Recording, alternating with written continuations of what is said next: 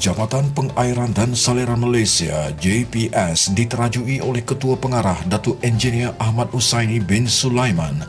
JPS mempunyai jumlah kaki tangan seramai 7,040 orang.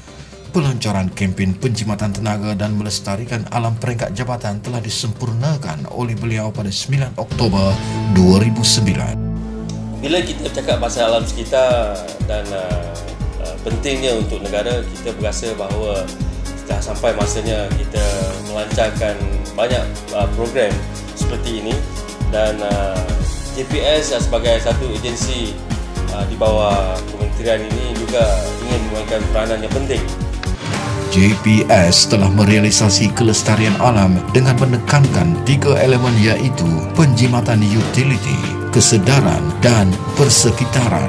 Antara jelmaan realisasi adalah melalui 5 program berikut: bangunan teknologi hijau, operasi infrastruktur kawalan pintu air, River of Life, JPS at Community, manual saliran mesra alam, MASMA.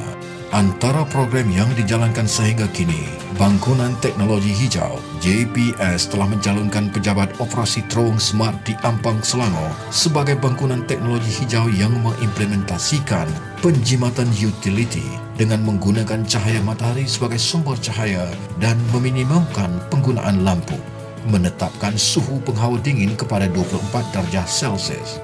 Penggunaan lampu jimat tenaga iaitu lampu jenis induction dan LED, penggunaan tenaga solar, pemasangan motion sensor, imbasan infrared tomografi terhadap tamatan kabel, penggunaan pipe tombol jenis tekan, memadamkan komputer secara auto apabila tidak digunakan, berkongsi mesin pencetak dan membudayakan penggunaan email.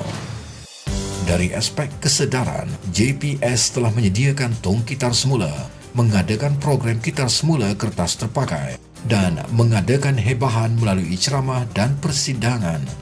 Dari segi persekitaran pula, JPS telah mewujudkan taman dan kolam ikan, ruangan batu refleksologi, penutup longkang berbatu, membina gelanggang permainan, penanaman pokok bagi tujuan peneduhan dan menghalang tempias hujan. Kawasan pejabat operasi terowong smart terbukti mempunyai persekitaran yang lestari kerana menjadi tempat persinggahan burung hijrah. Operasi infrastruktur kawalan pintu air. Sistem ini digerakkan sepenuhnya menggunakan tenaga suria dan angin. Pemeliharaan sungai di bawah program River of Life terbahagi kepada 3 komponen, iaitu pembersihan sungai, pengindahan sungai dan pembangunan hartanah di kawasan sekitar sungai. Antara elemen teknologi hijau dalam projek River of Life adalah solar aerator, bertujuan meniup udara ke dalam air, bertujuan menambah oksigen dalam air yang dirawat. Ia digerakkan sepenuhnya menggunakan tenaga suria. Sand fill mattress digunakan untuk mengelakkan dari berlakunya hakisan dan menyebabkan benteng runtuh.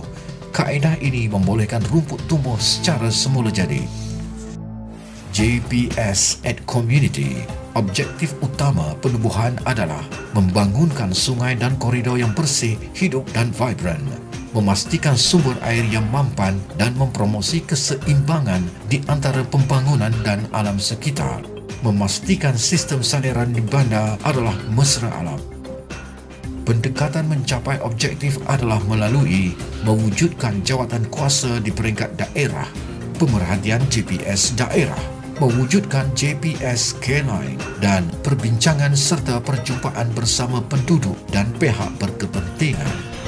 Manual saliran mesra alam MASMA. JPS telah menerbitkan manual saliran mesra alam MASMA sebagai panduan untuk merancang dan mereka bentuk sistem saliran mesra alam kepada jurutera, perancang dan arkitek dalam melaksanakan pembangunan sistem saliran lestari. Untuk semua warga JPS, kita mengucapkan banyak terima kasih kerana memberi support dan sokongan bagi menjayakan program yang murni ini. Melestarikan alam adalah tanggungjawab bersama bagi memastikan alam pinjaman ini diserahkan pada generasi seterusnya dalam keadaan yang sentiasa sempurna. Segalanya bermula di NRE.